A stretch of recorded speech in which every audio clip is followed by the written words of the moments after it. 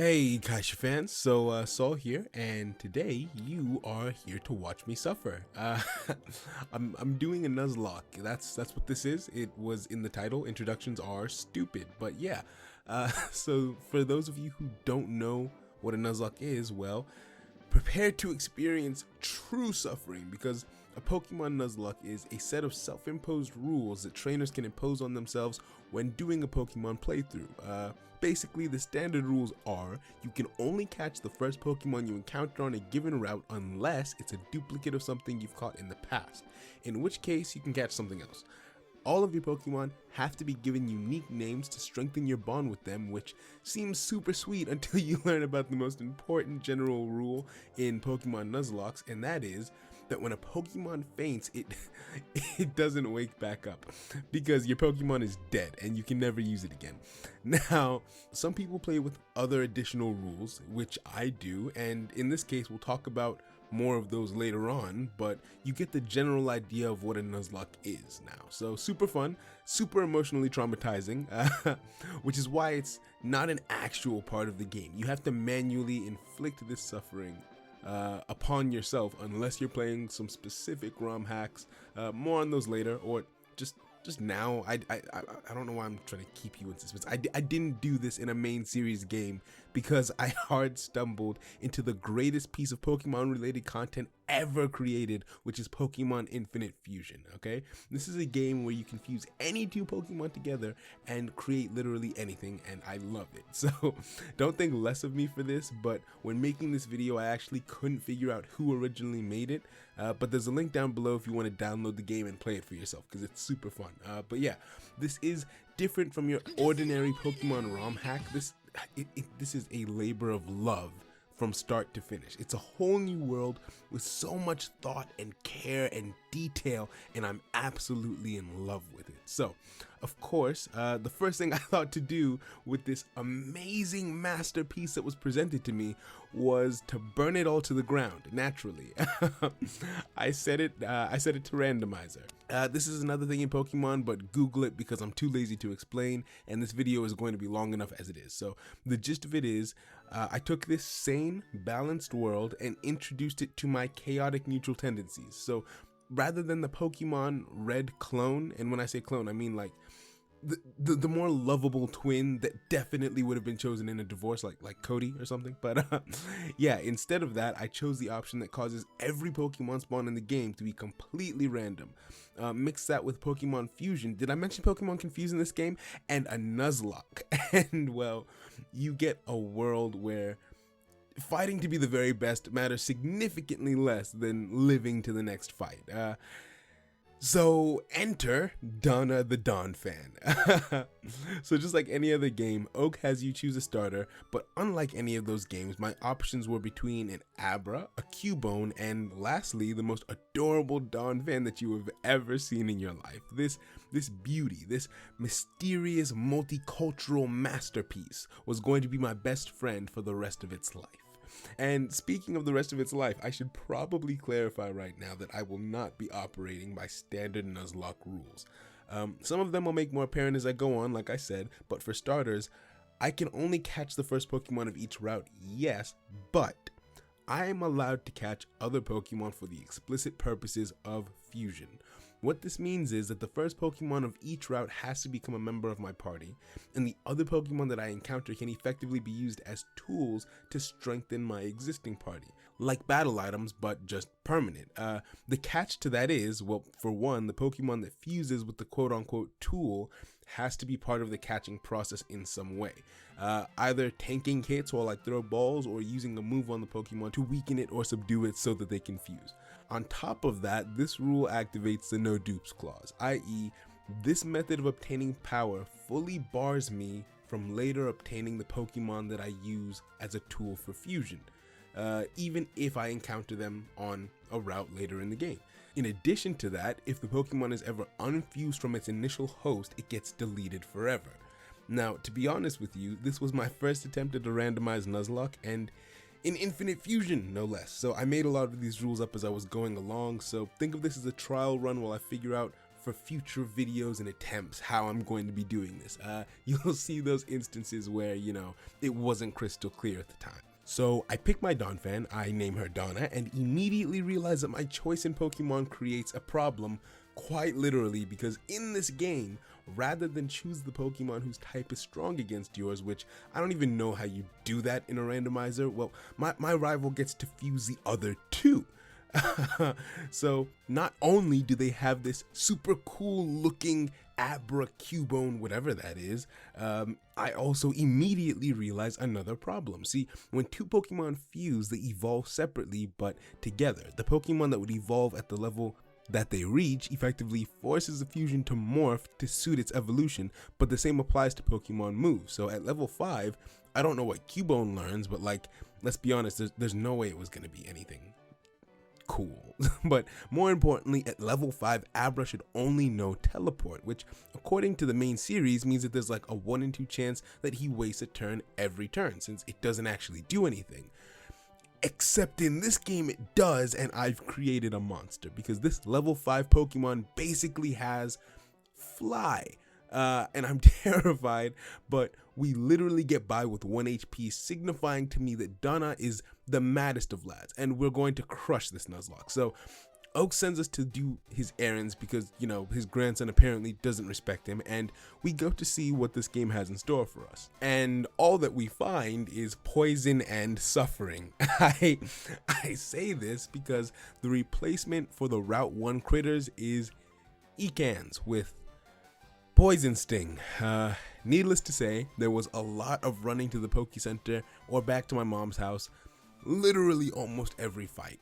Anyway, we deliver the parcel, we get our Pokeballs, and now that the challenge has started officially, I head back over, and after a long fought battle and a lot more poison, I catch one of those. I'm gonna call him Richard. Okay, so as it turns out, there's basically no way to grind on this route without going insane, since the other spawn just happened to be Shakira. So I head up towards Route 2 to catch a new team member, and I immediately find a better Richard that I have to murder. Luckily, the no dupes clause activates so I can catch something else, but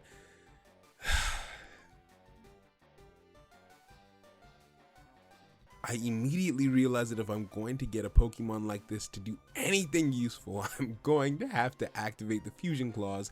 So I go shopping and I get to work. Now, I look around for a while finding the routes, and this is an example of things being made up as I went along, because in this case, Donna caught it because it's Donna. So I didn't decide until later that the intended fusee had to be the one to catch it, or at least take part in the battle in some way. I made the rule because in an instance where, say, I caught like a level 1 Magikarp as my Pokemon for a given route, that's a challenging situation in terms of grinding him up the necessary 19 levels safely. But by hiding him in the party and just using fusion, I can significantly reduce the level of difficulty I'd be facing risk-free. So to reduce the cheapness, I created the rule, but I created it later. So for now we have this, but don't worry, I promise this barely changes anything. So to see if I can finally catch a break, I decide to go after my 4th Pokemon.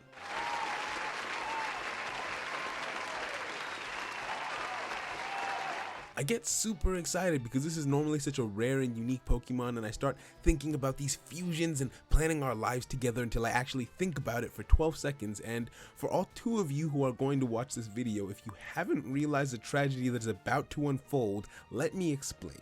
Shedinja is a Generation 3 gimmick Pokemon, right? The ultimate gimmick Pokemon because of his specific typing ability and the method by which you obtain one, right? It evolves from Nincada, but not in the way that you'd expect, because when Nincada evolves into an actual Pokemon, it's Ninjask, right?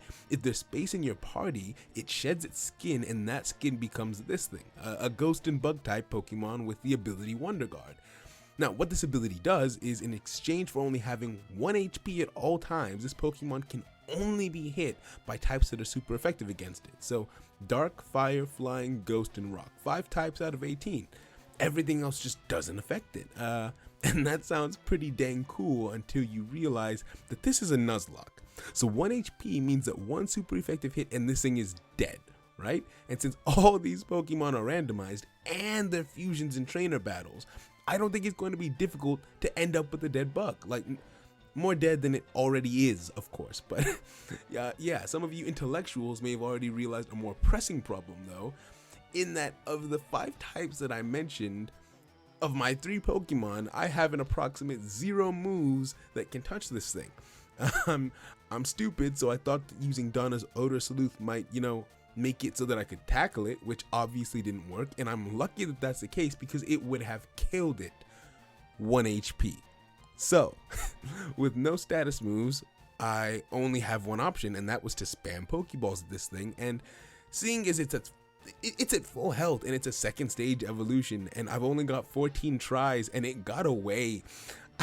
I mean, it didn't because these things don't actually run away, but I ran out of Pokeballs and none of my moves could hit it, so I ran away because I hate it here. The ironic thing is that this stupid bug knew the move Harden, and so it raised its defense to the maximum value as if to taunt me because I still couldn't hit it, and even if I could, it still would have died.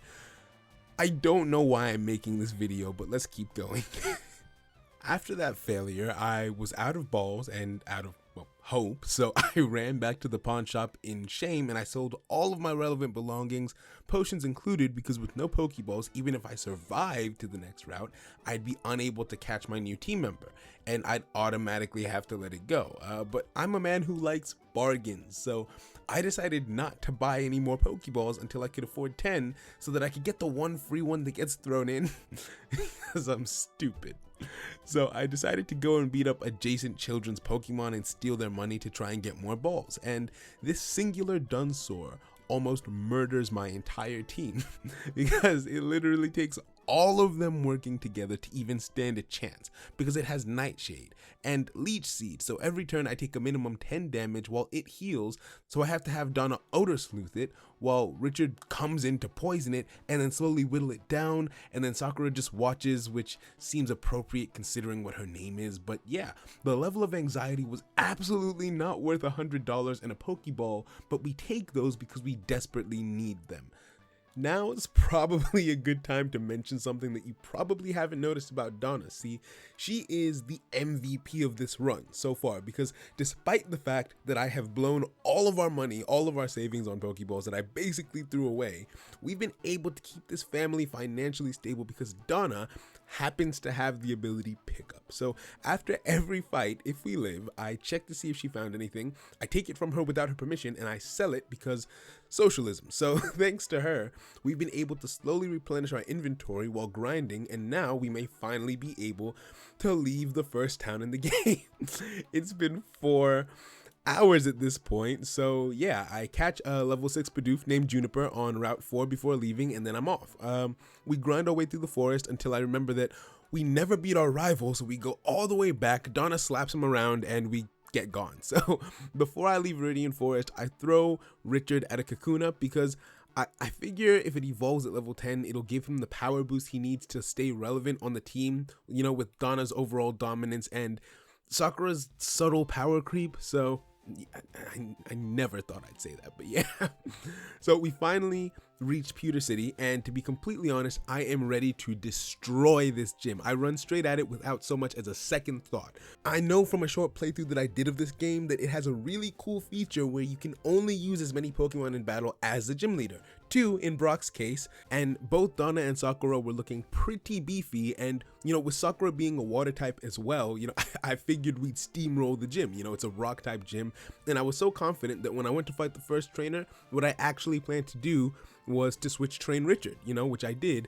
However, because I'm ignorant, there's something that I didn't notice in that first fight that you probably did. That Pokemon I fought was a fusion, and Sakura did take it out with Synchronoise and a little bit of luck, but it wasn't a rock type. Now, I did notice it at the time, I think, but I recorded this a while ago, so I don't know exactly what was going through my mind when I ran straight back into the gym after that narrow victory.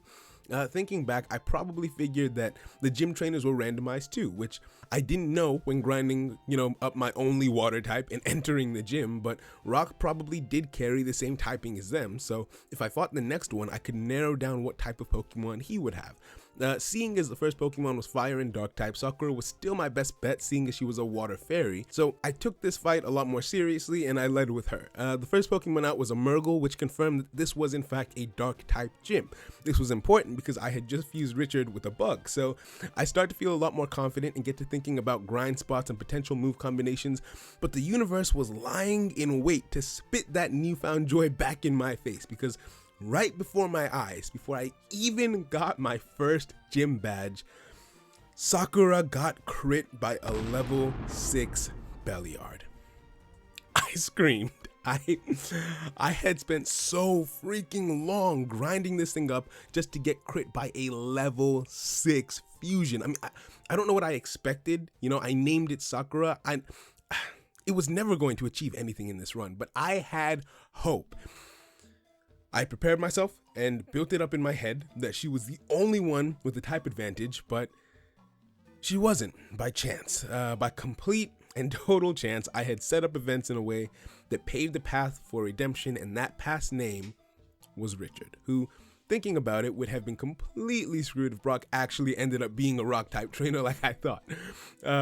So with a heavy heart, I went to the PC and said goodbye to my first Pokemon.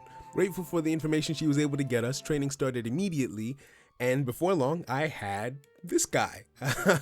And looks aside, Richard was now ready to do some serious damage alongside Donna. So I walk into the gym and I decide to get a pep talk from the old man at the door, you know, to see if he has any funny one-liners before I burn this place to the ground. And before I can commit arson, I learned the most painfully frustrating thing about this game. This man who stood and watched as my Pokemon were violated not 2 feet from here has the ability to tell you what type of Pokemon will be used in a gym, even if the types are randomized. I legitimately stood up from my table at this point and I walked away because the urge to strangle this fictional individual was so severe that I can still feel the bloodlust in my fingers as I type this script. Then I wanted vengeance, retribution, and the blood of firstborn children. I walked up to Brock, slammed my Richard on the table, and eviscerated his entire career. I shamed his livelihood. I desecrated his gym as an offering to the souls lost as a result of my ignorance. First badge acquired. Still salty and licking my wounds, I head east to grind up Donna and the team and just barely survive an encounter with an exploding rat pinecone because Donna is the absolute maddest of lads. The first time. You see, in this game, trainers can be battled an infinite number of times if you talk to them in order to grind XP. I knew that the other trainers on this route were going to have some monstrous Pokemon, so I was going to have to grind, and that Ratco barely put up a fight before self-destructing and then hemorrhaging XP for us to collect. So because a weaker version of my baby elephant was able to tank the hit, I thought for sure she could do it again, except critical hits are a thing. So because I'm an idiot who isn't qualified to care for young animals, Donna took an explosion to the face and she died. Hope was lost and the situation seemed dire. You know, I wanted desperately for there to be another way for my little Donna to make it out of this and for justice to prevail. So I employed a technicality, and this is where you could potentially call the legitimacy of this run into question, and I really couldn't blame you.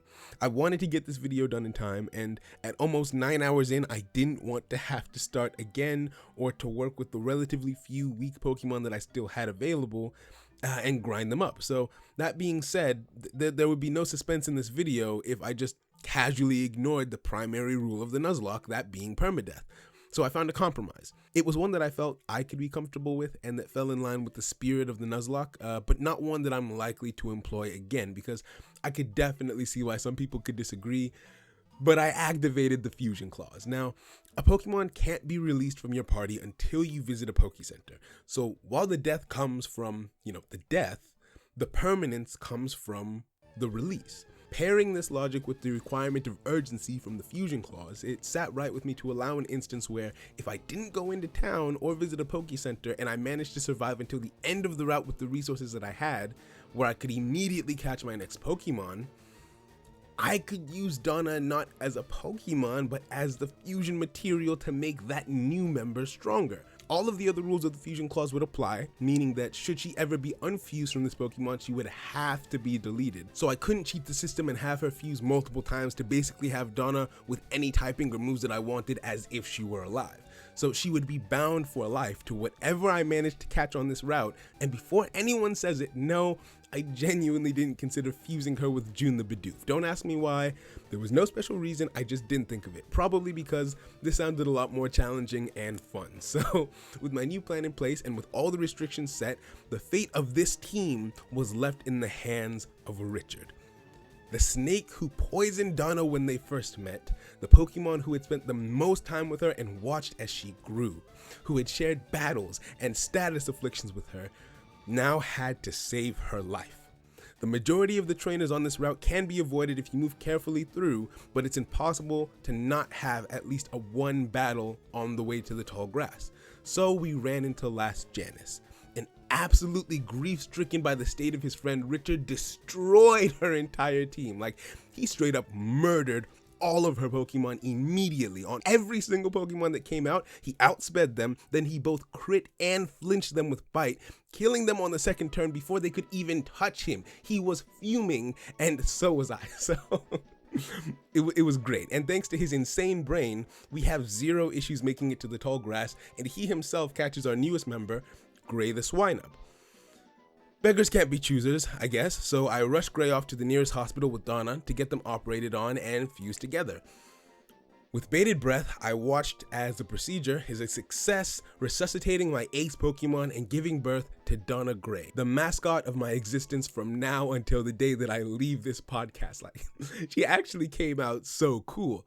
I breathe a sigh of relief as, under this technicality, I can continue my run with my best friend along my side, albeit with slightly less muscle after being, dead. But yeah, I buy a Magikarp named Sponge and run outside to take my new Pokemon for a spin and immediately regret it because by some unfortunate happenstance, I walk past Last Robin. Our eyes meet and I can see the inhumanity in her soul. She has one Pokemon, a Squirtpix, and that stupid fox almost one-shot Donna Gray. My life flashed before my eyes. It was short and it was uneventful, but there's no time to think about that because my children are all about to be slaughtered. With little choice, I send in June the Bidoof as a sacrifice to give me time to heal Donna Gray and set up a safe switch for Richard. She dies valiantly, and I bring Richard in to get a paralysis off to give me time to hopefully chip away, and I know he's in danger this whole time, but I don't have a better option because this specific typing of fire and water, and being a higher level, obviously, than any of us, it destroys what's left of my team. I start by biting to try and get a flinch, but he gets off a flame vortex, and now there's a pillar of fire separating Richard from the rest of his family, and he's alone. I potion him up, but he's taking damage every single turn, and that damn fox isn't missing or getting stopped by paralysis, so every turn we have to heal again. Eventually, though, it's not enough, as the Squirtpix crits, ending the life of one of our oldest comrades and the one who got us this far to begin with. His eyes close as Donna swoops in to finish the job, taking full advantage of the paralysis that Richard set up to outspeed and lower the accuracy of our enemy with mud slaps, netting us the victory. I lay Richard to bed at the nearby Pokemon Center, vowing to tell the tale of the great serpent who lived as he died, being a Richard and giving out status conditions to every Pokemon who was unlucky enough to meet him. Why are all my Pokemon dying? It's almost like the game wasn't supposed to be played this way. So I'm gonna level with you. After the loss of Richard, I was hard pressed to think that I could beat this game in time to make this video. I had Donna Gray by my side, but future battles made it apparent that while Gray had saved her life, he did so by giving her a weakness to fire, fighting, and steel among other things, which made the run even more perilous than ever. We met new Pokemon and created new team combinations and fusions, but ultimately the run ended before it could even really begin. Donna Gray and I created a new team of extraordinary individuals, and she bravely led them into battle against Bugcatcher Kent. We battled and it was glorious. Blows were exchanged, songs of war were sung, but ultimately the battle ended with a single move. Rollout. You see, Rollout is a move that many Pokemon fans will be familiar with, especially those who played Generation 2. It's a rock type move that builds power significantly. I think it doubles every turn over a 5-turn period. Once it's used, the enemy can't use anything else until their Pokemon either misses or faints, and unfortunately, the enemy Crabbrill had access to it. The first strike hit Salvation, a Pokemon that I had acquired to help save this run as a stand-in for Richard, but being a bug type, it almost one-shot him, so I sent out Donna Gray to tank the hits, and that's when I realized it was over. That attack did a sizable portion of her health, and that is because Gray, an ice type, was weak to rock, and so he had cancelled out Donna's resistance to the move. It was doing big neutral damage, so I had two options. Switch out and take each of the 3 consecutive remaining hits with my remaining 3 team members, or have faith in Donna Gray to outspeed and lower his accuracy with a single mud slap to the point where he missed the next blow. We outsped, the attack hit, and that was it. With her fell any hope we had of victory. Salvation was lost shortly after, and both Shakira and Sponge had no attacking moves. Their lives were short-lived. I gotta tell you, I wanted to continue this run so badly. I had invested so much. I felt so much about this run. It was too hard to let it all go. I transferred all of my Pokemon one by one, but I struggled so much with Donna Gray. I had spent the last 15 hours of my life with this beautiful creature, one of my favorite Pokemon since I was a child, and I just couldn't let her go. So I didn't. At least not yet. You see, don't worry, the run is over, but I imposed a new clause on myself that bypassed the trauma of the last 2 minutes in the form of a pseudo-immortality clause. I still had hope that I could make something of this run and this video, and while further thought has made me decide to end it here, in order to bring you content, I decided that until I reached the 3rd gym, at which point the game would open up a lot more in terms of access to, Pokemon and other resources, Donna Gray was officially unable to die. Ridiculous, I know, but this was my first challenge video for the channel, so I went with it, and we went on so many exciting adventures. We met some insane Pokemon, we fought some insane Pokemon, and while we were never able to beat the Pokemon League, I'm proud of how far Donna, the Dawn fan, was able to go. So, yeah. Thank you for watching this video. If you enjoyed it, please don't forget to leave a like as it really helps us out, and subscribe if you want to see more videos like this from me, as well as tons of fun anime-related content from the other Kaisha members. You can also connect with us on social media or me personally via the links below. I've been Saul, you've been entertained, and I will catch you in the next one. Bye.